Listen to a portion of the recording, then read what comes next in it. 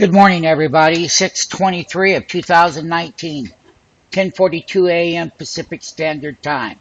What do we have? We have the NASDAQ Composite, and we're going to go right through this with you so that you can see and why the other indexes are the way that they are. First of all, I'm going to draw a trend line up here for you, okay? And let's do that right now. So let's go ahead and take a look at where we peaked out right here on the top. That's resistance. We called the big move down there at the end of 2018. It's all on the channel. This big red bar for the month of May, which came right down to the 10-month moving average on the NASDAQ. That 10-month is 75.44. The red line is a 20-month moving average. That's at 74.38. Now, one of the things that we want to be very clear about is that bull and bear markets pay more money. This is how we started the year up for the first 4 months through the end of April.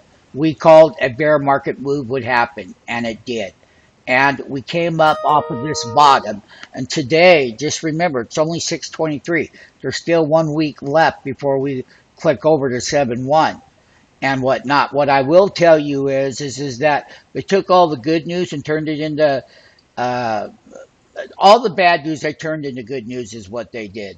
They used high frequency trading technologies, and they took the headline events that were coming out in the marketplace and they ran it straight up.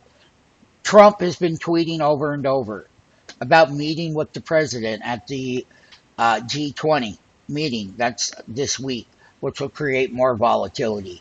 We had the FOMC meeting that came out. They left rates unchanged. Everybody wants a rate cut. Well, guess what, people? They've been lying to you all along about how great this U.S. economy is. If it was good, then why is everyone begging for interest rates to be cut? That's the last thing you want.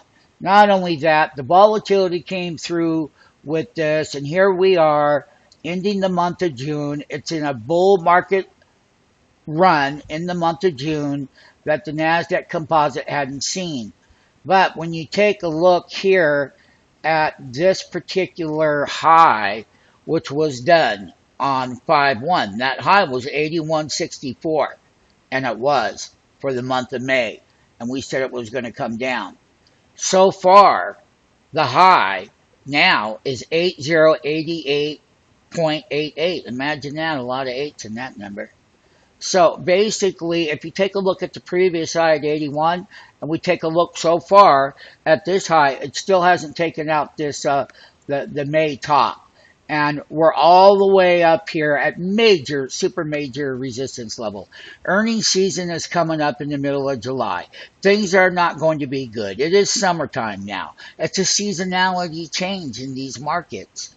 We're in the seasonality change. Summer markets trade different. So basically, stay tuned. Just understand one thing. The good news that they did have was not really that great. And all the economic data that's been released, that hasn't been great either. And so we have a market right now going to be going into July is priced to perfection. And it is. And we're up here at the top. Stay tuned. Keep watching. Do the right thing. Be careful in July. I'm telling you guys that right now. With the earnings season volatility coming, it is going to be an extreme lot of volatility. A lot of companies are going to get trashed. They're not going to make their numbers. Lots of big opportunities. Lots of big money made in the option pit. Believe me. We have it all here on the channel. Look at other earnings. This one is going to be worse than any of them.